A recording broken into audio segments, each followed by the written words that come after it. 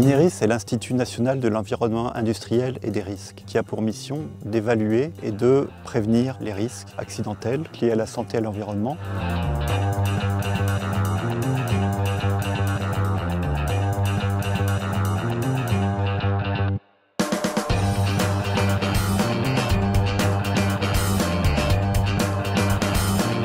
Ici, nous nous trouvons à Saint-Maximin, un site où est présente une carrière souterraine. Des cavités souterraines, il en existe beaucoup en France. Ce n'est pas anodin, c'est un risque qui peut être important pour certaines communes.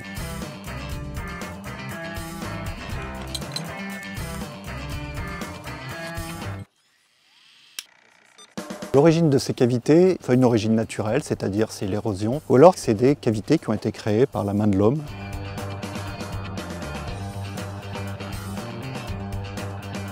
Quand ces cavités sont sous des surfaces qui sont occupées par des habitations, des infrastructures, ça peut poser des problèmes en termes de sécurité publique. Le rôle de l'INERIS, c'est d'analyser les risques et de voir quelles peuvent être les mesures qu'on peut mettre en œuvre pour que les biens et les personnes soient en sécurité.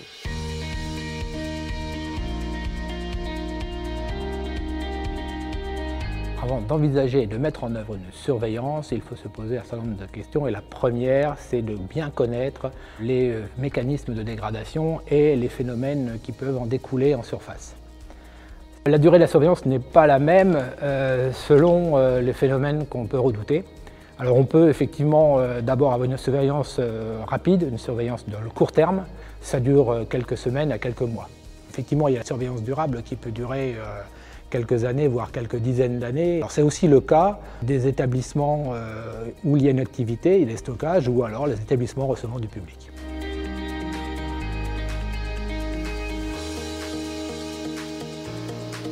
Jean-Marc, est-ce que tu m'entends?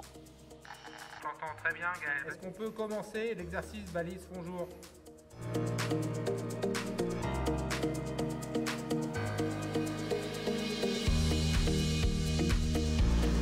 Voilà, ils sont là.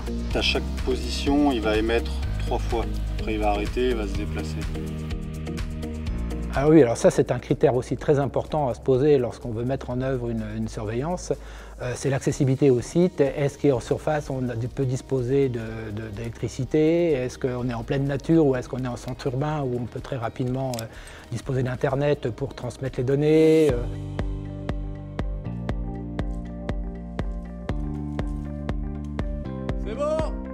Il y a 3 grandes familles de surveillance. Les inspections visuelles, qui sont un peu les surveillances les plus basiques.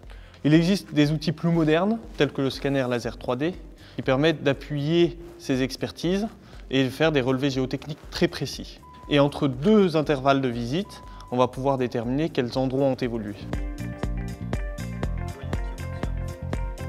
Il y a les surveillances géotechniques, qui sont des surveillances ponctuelles de paramètres physiques précis, tels que les déplacements, la pression, l'inclinométrie. Les capteurs géotechniques couramment utilisés sont des inclinomètres, des fissuromètres, sont des extensomètres en forage par exemple, des cannes de convergence. Et il y a les surveillances en grand de type géophysique, géophone ou microphone qui vont permettre de suivre des désordres de type rupture dans les toits ou dans les piliers ou chute de blocs, craquement.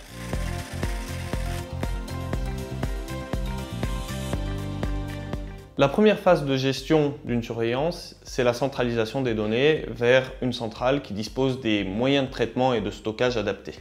Le scénariste réalise l'exploitation et l'analyse des données, la mise à disposition de ces données pour les différents intervenants de la surveillance. L'analyse de ces données permet de valider ou d'invalider les alarmes dans un premier temps, mais également à plus long terme permet de donner un avis sur l'évolution vers une stabilité ou une instabilité de la cavité. Quand un réseau est concerné par une alarme, le téléphone d'astreinte sonne. Un opérateur récupère le téléphone et va écouter l'alarme. Seuil du nombre d'événements dépassés. À partir de là, l'opérateur va pouvoir gérer sa crise. La surveillance des cavités souterraines, c'est un outil de gestion du risque de mouvement de terrain. Tous ces points et étapes sont présentés dans le guide de surveillance des cavités souterraines que l'INERIS vient de publier. C'est un guide qui a l'usage des maîtres d'ouvrage et des collectivités pour qu'ils voient un petit peu l'ensemble de la chaîne de la surveillance. Il est volontairement simple et didactique pour que ces lecteurs puissent s'y retrouver et voir un petit peu l'ensemble des maillons de la surveillance des cavités souterraines.